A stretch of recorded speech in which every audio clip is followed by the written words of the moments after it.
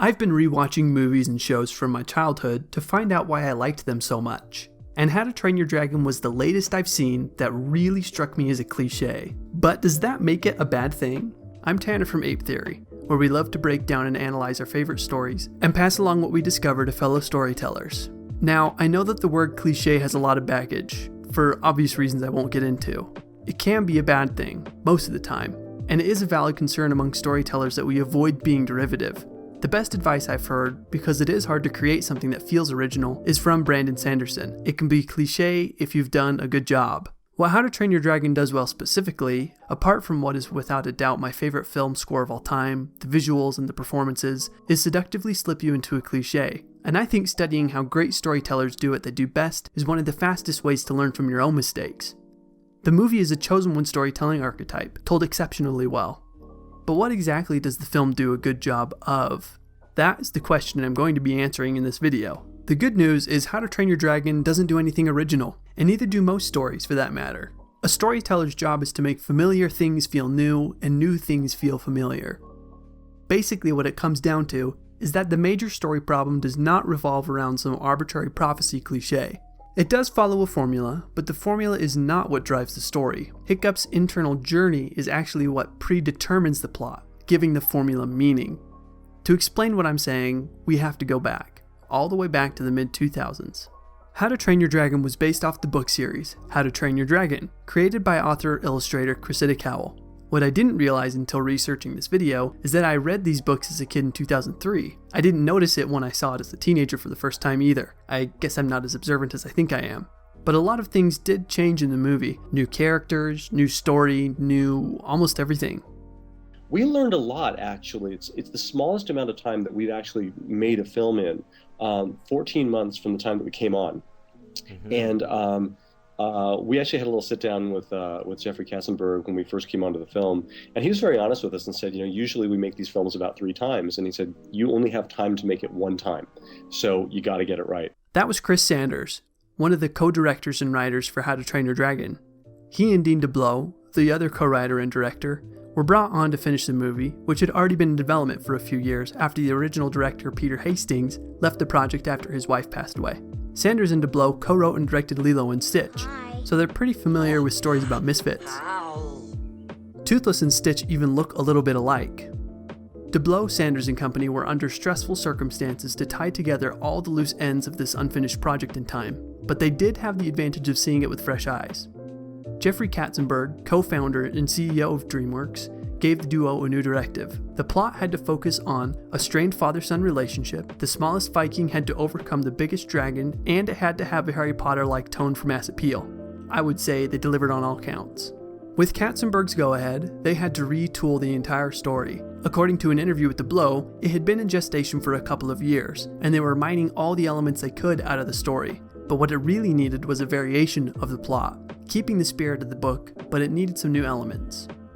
Very quickly we realized, within the first couple of weeks, we realized that was just getting in the way. Ultimately, if everybody wanted a father-son story, then that's what had to rise up to the top. And it wasn't rising up because it was buried under mysticism and prophecies and Nordic legends, and that's really where we pick up.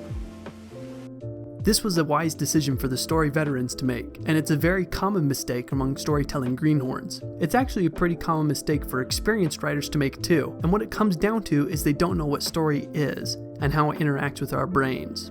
Sanders and DeBlow removed all the fluff of the original script to focus on Hiccup and his father. It wasn't until later they brought back some of the world-building details and redesigned it to support the framework of the story. It was really unique. Never before have we done anything like this. When we came on, the characters were built, a lot of the sets were built. Having those things in place allowed us to focus on what we needed to focus on, which was just the story. We didn't have to worry about the colors of the costumes, the textures, the place itself. We did change a few of those things only because the story needed that. Take the Dragon Manual for instance. This part of their culture is filled with details about all the different dragons, but it only takes up 1 minute and 43 seconds of screen time in a movie that is 1 hour and 37 minutes long. And I can remember 1, maybe 2 moments when a character lightly references their religion by taking Thor's name in vain or thanking Odin. Now, that is stripping a story down to its bare essentials. I'm putting together a presentation of stripping it down to its base. the father and son story. We're going to pin this up and pitch Bill Damashki through the stripped down base story, and then start hanging our details on it, because we're tripping on our details. We have too much prophecy and legend and history, and it's getting in the way of the actual emotional story. So let's take a page out of Sanders and DeBlow's book to learn how they simplified Hiccup's story. In their words, strip it down to its base and analyze what story is. The reason why we don't understand what story's effect is on us is because it's invisible. It makes sense that there's still speculation about the best way, scientifically, to tell an engaging story. The only thing we do see is that an irresistible tale makes us feel great, and we confuse that feeling for its purpose. So it's no wonder the notion that stories are merely for our entertainment is so popular. It's also why it's so easy to confuse story for what we see on the screen or read on the page. Story is not the plot, it's not in the sensory details, and it's not in the world building. A story happens when a character struggles with an impossible obstacle, discovers what is most important to them, and makes difficult decisions that drives the action forward. The impossible obstacle isn't some objective battle, but is based on the protagonist's specific, internal conflict between what they want most in the world and what is keeping them from it. Story is not about the surface level events that happen. How to Train Your Dragon story is not about Hiccup trying to fit in with the other Vikings. It's how discovering he can't kill a dragon affects him, and how he changes internally as a result. I know this might feel like a fire hose of information, but don't worry. This will come up again, and I will use examples from the show to help explain what I mean. The too long, didn't read version of this is that a story's objective is to make us feel the things the protagonist feels. To transmit emotion, because that is where we find meaning. This is Bill Damashki, co-president of production at DreamWorks, talking about when Hiccup loses his leg in the final scene of the show. He's been in a coma for 2 weeks, and he finally wakes up and he realizes he has the leg, and he walks out the door, and all the kids are like, yeah, and and he's like walking through the village, and they're all happy, and all the dragons are in the village, and Toothless is there, and they see each other, and there's a reunion. He gets on and he flies on. At least I get that, at least then I can feel him feeling what he's accomplished. These professionals understand the purpose of story.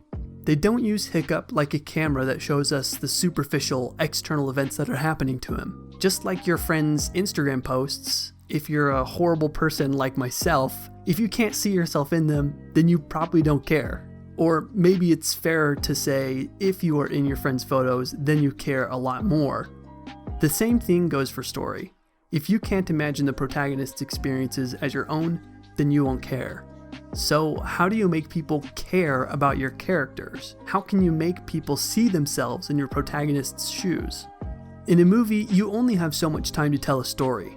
The goal is to get people invested in it as quickly as possible, although there are exceptions. And that means showing us 4 things: who the main character is, what they desire and what getting it would mean to them, and what fear is keeping them from getting what they want. Let's take a look at how effectively How to Train Your Dragon introduces Hiccup's character one piece at a time, starting with the desire.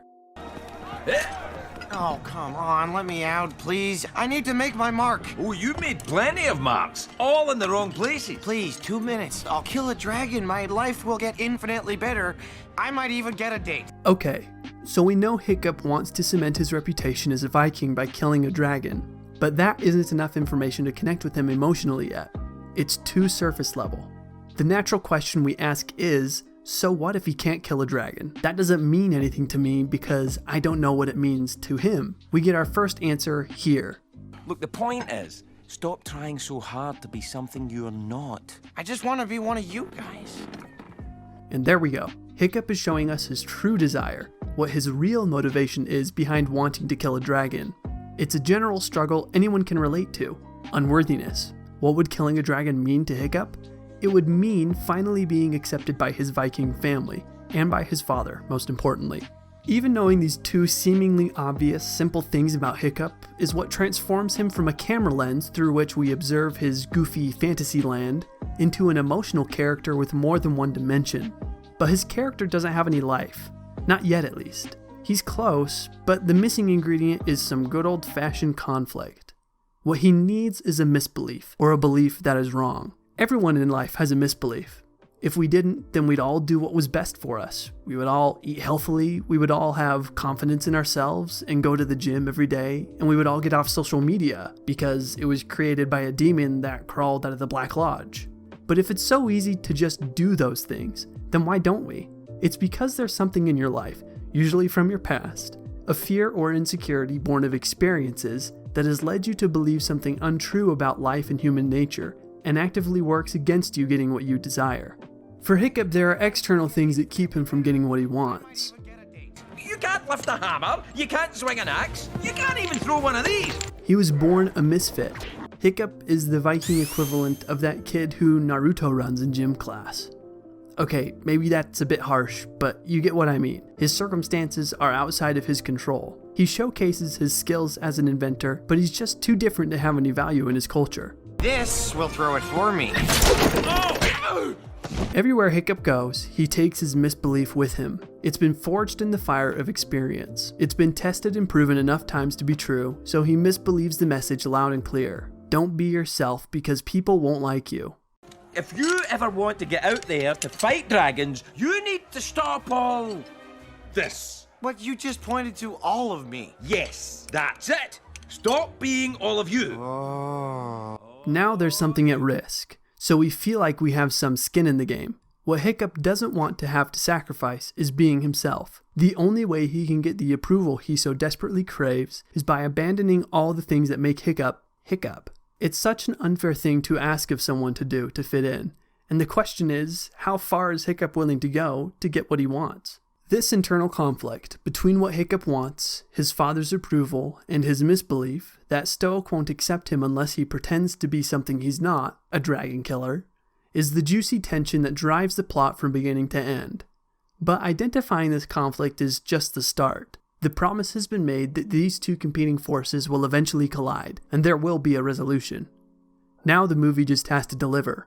The plot needs to hit on those essential emotional landmarks to shape and define Hiccup's journey. Knowing Hiccup's desire, and the fear that keeps him from getting it, is what gives us context into what the plot means to him. He brings his desire and his misbelief into each scene, which determine the hard decisions he has to make. His desire sharpens his misbelief, and vice versa. The external story problem that kicks the plot into motion and is the first example of Hiccup's misbelief affecting his decision making is right after he snags the most dangerous and mysterious dragon, a Night Fury. This is a great moment, because the film has already established just how badly Hiccup wants his father to see him for who he is. And when the perfect chance to get what he wants, to kill a dragon, finally presents itself to him, after years of failure, he discovers that he doesn't have what it takes. This opportunity proves to Hiccup that he isn't a dragon slayer, and it snuffs out his greatest desire, because Stoic would never want a son that couldn't kill a dragon. The misbelief he's carried with him his entire life wins out. He compromises. He accepts that the most important people to him were right all along. He won't try to earn his father's approval by pretending he's something he's not anymore. Notice how this scene sharpened Hiccup's misbelief to the point where it pops his greatest desire. He goes home to tell Stoic he gives up on killing dragons. I have to talk to you, Dad. I need to speak with you too, son. I think it's time you learn to fight dragons. What? The once burning fire that was Hiccup's desire died when he wouldn't kill a dragon, but the embers are still there. His father forces him to go to dragon training, and taming Toothless gives him the freedom of being himself. He discovers that he can use the things he learns about dragons from Toothless in the ring, and when it makes him popular, his desire reignites. He thinks that maybe he can have the best of both worlds. He can be himself in secret, and gain the approval of his clan, and his father. And this is where that impossible obstacle part of the story comes into play, because Hiccup can't have both. It's impossible for Hiccup's father to accept him while he has an alliance with the dragons. There either has to be a compromise or a culminating resolution. The building storm is watching Hiccup get what he wants, while simultaneously expressing a part of himself he has never been able to without being rejected, symbolized by flying freely, unhindered, with a dragon that loves him for who he is. It's wonderful that Hiccup has a place where he belongs, but you feel a bubbling sense of unease, because he's simultaneously getting what he wants, dishonestly. And this well-choreographed, discordant suspense is what keeps us watching until the front inevitably breaks. An event is going to force Hiccup to confront the consequences of his own actions. That event is the tournament. where the winner gets the honor of killing their first dragon, making them a true Viking, a brother or sister in arms. This scene is what the external story problem has been building towards. This is the impossible obstacle part of the story cropping up again, related to his internal conflict. It is the problem Hiccup cannot avoid that forces him to make a hard decision. He has been trying to keep his pet dragon a secret and convince the Vikings his skill for controlling them is born of some innate gift he's kept hidden for years, and the tournament is designed to make Hiccup finally face the music. Your final exam is tomorrow. You know you're gonna have to kill a dragon. Oh, don't remind me. He must choose between his desire and his integrity. Will he kill the dragon to satisfy his father's expectations and earn the approval he's always wanted? Or will he live true to his core beliefs? Today, my boy becomes a Viking. Today, he becomes one of us! I don't know why I feel like I'm trying so hard to build suspense here, because if you've seen the movie, you already know what happens. Hiccup spares the dragon, Stoic throws a fit, the dragon goes haywire, and Toothless saves Hiccup. Bing, bang, boom. The important thing here is that we can see the consequences that followed Hiccup choosing his integrity. He tested his misbelief once again, and everyone would hate him for being himself. And it was true. Stoic disowns his son. You're not my son. But how are we supposed to know how to feel about what just happened? Things are a total disaster for Hiccup, and it's clearly all his fault. In trying to have his cake and eat it too, he lost everything. On the surface, he did what he felt was the right thing in the moment, but it cost him dearly. Maybe he even thinks he deserves this, that he should have been honest in the beginning, or that he should have been true to his desire rather than his beliefs. Luckily, Astrid is there to sum things up for him. You must feel horrible. You've lost everything. Your father, your tribe, your best friend. This conversation with Astrid is important because we, the audience, don't really know what Hiccup's integrity means to him. We don't know what belief drove him to spare Toothless or the dragon in the ring. When he had his chance to finally get what he wanted, he wouldn't do it. And it caused so much trouble. Why couldn't I have killed that dragon when I found him in the woods? Would have been better for everyone. Yep, the rest of us would have done it. So why didn't you? The stroke of mastery here is that this conversation resolves Hiccup's internal conflict by delivering what, in my opinion, is the theme of the story. Why didn't you? I don't know. I couldn't. Meaning he wasn't capable. It's a likely excuse and a pretty good lie, but Astrid is no rube. That's not an answer. Why is this so important to you all of a sudden? Because I want to remember what you say right now. Why right now? Because Hiccup needs to discover what is most important to him. He needs to discover what his true values and beliefs are, and he needs to say it out loud, to learn it about himself, to make it perfectly clear why he makes the decisions he does. He's wanted his father's approval all his life, and he knew sparing Toothless wouldn't give him that. So why go so far as to bond with him? Oh, for the love of it, I was a coward. I was weak. I wouldn't kill a dragon. You said wouldn't that time. Hiccup sees sparing dragons as a weakness, which makes sense. His misbelief taught him that being Hiccup is worthless in Viking society. So he's embarrassed to admit his mercy for the enemy is an inherent part of who he is because it makes him appear weak. Okay, whatever. I wouldn't. 300 years and I'm the first Viking who wouldn't kill a dragon. What difference does it make? It's inconsequential in the large scheme of things, right? Wrong.